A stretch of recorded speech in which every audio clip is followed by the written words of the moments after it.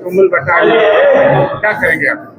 देखिए, गंगा जी उस पार हमारे जिले का एक भाग है और हमारे विधानसभा का एक गांव है, ग्राम पंचायत है नौरंगा भुआल छपरा, जिसमें 4 गांव है और सभी गांवों को मिलाकर एक ग्राम पंचायत है। वहाँ पे एक निःशुल्क स्वास्थ्य शिविर हम लोग लगाए थे, जो कल था। सुबह 10 बजे से लेकर शाम 4 बजे तक वो शिविर चला है और हजारों लोगों को जो है वहाँ पे निःशुल्क हेल्थ चेकअप हुआ है, जिसमें 5 विशेषज्ञ डॉक्टर थे।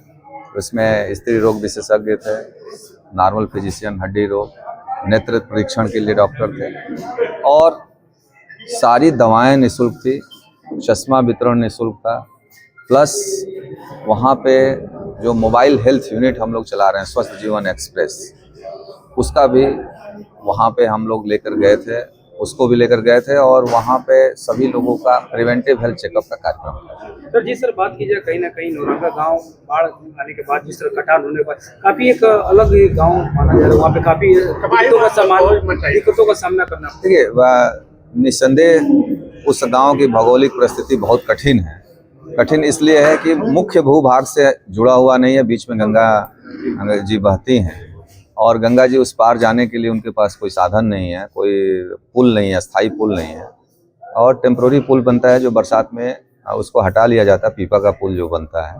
तो निस्संदेह वहाँ के लोग कष्ट में हैं, क्योंकि उनको जो भी प्रशासनिक ज़रूरतें हैं, शिक्षा की ज़रूरतें हैं या स्वास्थ्य की ज़रूरत है, वो ज़िले से होता है और ज़िले में आने के लिए उनके पास साधन नहीं है। तो उस दुरूह क्षेत्र में, भौगोलिक रूप से दुरूह क्षेत्र में हम लोग बार बार इसीलिए जाते हैं कि वहाँ के लोगों के मन में ये आत्मविश्वास पैदा किया जाए कि हम लोग से आप अलग नहीं हैं और आपके सुख दुख में हम लोग आपके साथ खड़े हैं। वहाँ लोग तमाम माननीय मुख्यमंत्री का प्रमाण पत्र दिए ताकि वहाँ पुल बननी चाहिए और वो कटान को अच्छा देखिए, कटान के लिए तो सरकार पैसा दे रही है। जहाँ तक एक न्यूज़पेपर में मैंने पढ़ा था कि पिछले 5 साल में 489 करोड़ रुपया बाढ़ और कटान रोकने के लिए बलिया जिला को मिला, लेकिन मेरी जानकारी में कोई भी गांव न तो बाढ़ रुकी न कटान से बचा और हजारों लोग सड़क किनारे झुग्गी झोपड़ी में रहने के लिए मजबूर हैं और ये बहुत दुखद विषय है। तो सरकार की मंशा में कोई कमी नहीं है, सरकार तो पैसा दे रही है, लेकिन यहाँ पे जो भी राजनीतिक नेतृत्व है या प्रशासनिक अमला है, उसको अस्थायी तौर पे काम करना चाहिए कि किस तरीके से बाढ़ और कटान को रोका जा सके। जिस तरह बात की जाए, सरकार का योजना चल रहा है, हर घर लोगों को मिले, आयुष्मान योजना, तमाम योजनाएं चल रही है, लेकिन वहाँ के लोग रिंग बांध पर अपना झोपड़ी लगाकर जीवन यापन कर रहे हैं। व्यवस्था नहीं है, वो भारत में रहते हुए भी उत्तर प्रदेश में रहते हुए वहाँ बिजली नहीं है। बिहार से बिजली लोग लाते हैं। नहीं, बिहार से बिजली लाते हैं, ये कोई बहुत बड़ी बात नहीं है। बिहार से बिजली लाते हैं, लेकिन पैसा तो उत्तर प्रदेश सरकार ही देती है, उसमें कोई बुराई नहीं है। और जैसे रेलवे है, तो रेलवे तो कई प्रदेशों से बिजली खरीदती है, तो उसमें कोई दिक्कत नहीं है। लेकिन वहाँ का जीवन स्तर, वहाँ के लोगों का जीवन स्तर सुधारना चाहिए। जिन लोगों का मकान गंगा नदी में विलीन हो गया है, उनके अस्थायी भूमि की जरूरत है, कि उनको ऐसी जगह सरकार द्वारा लीज पे दिया जाना चाहिए जहाँ वो अपना घर बनवा सके और घर बनवाने के लिए भी आर्थिक सहायता सरकार को देना चाहिए, क्योंकि उनकी जो घर नदी में विलीन हुआ उसमें उनका कोई दोष नहीं है। सर, ये वो क्या जो घर पे जो विलीन हो गया, क्या उनके लिए आपके द्वारा कुछ सहायता की जाएगी, सरकार की कुछ मांग की जाएगी? देखिए, हमारे द्वारा, मैं प्रशासनिक पद पे हूँ, हमारी एक मजबूरी है, एक लिमिट में हम रह करके ही बातें अपनी रख पाएंगे। हम राजनीतिक व्यक्ति नहीं है कि कुछ भी बोल देंगे।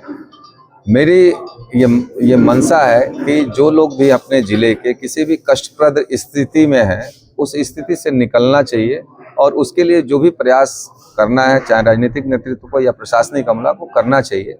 और जो लोग भी बंधे पे अपना जीवन बसर कर रहे हैं, वो बहुत कष्ट में है, उस कष्ट से उनको बाहर निकालना हम सबकी जिम्मेदारी है। सर, जिस तरह शिविर लगाया गया, देखिए, कितने लोगों को लाभ मिला? देखिए, मैं आपको बताया कि कल सुबह लगभग 9 से 9:30 बजे शिविर, निःशुल्क स्वास्थ्य शिविर स्टार्ट हुआ, शाम 4 साढ़े 4 बजे तक चला। उसमें 1000 से ज़्यादा लोगों का स्वास्थ्य परीक्षण हुआ और निःशुल्क दवा दिया गया। और वहाँ पे कोई प्राथमिक स्वास्थ्य केंद्र है जो मैं आज देखा, वो लगभग गिरने की स्थिति में है। वहाँ कोई डॉक्टर नहीं है, कोई फार्मासिस्ट नहीं है। तो जब इस तरीके के स्वास्थ्य शिविर लगाया जाता है तो लोगों का प्राथमिक हेल्थ चेकअप होता है, जिसमें प्रिवेंटिव हेल्थ चेकअप जिसको बोलते हैं, उससे रोगों का पता चल जाता है कि रोग या तो प्राइमरी स्टेज में या होने वाला है, तो आप गंभीर बीमारी से बच सकते हैं। इसके लिए हर साल, मैं 2 साल पहले भी लगाया था वहाँ पे शिविर, फिर लगाया हूँ। और जो बाढ़ और कटान पीड़ित लोग हैं, उसमें महिलाएं झुग्गी झोपड़ी में रह रहे हैं, उनके लिए हम लोगों ने कंबल वितरण का कार्यक्रम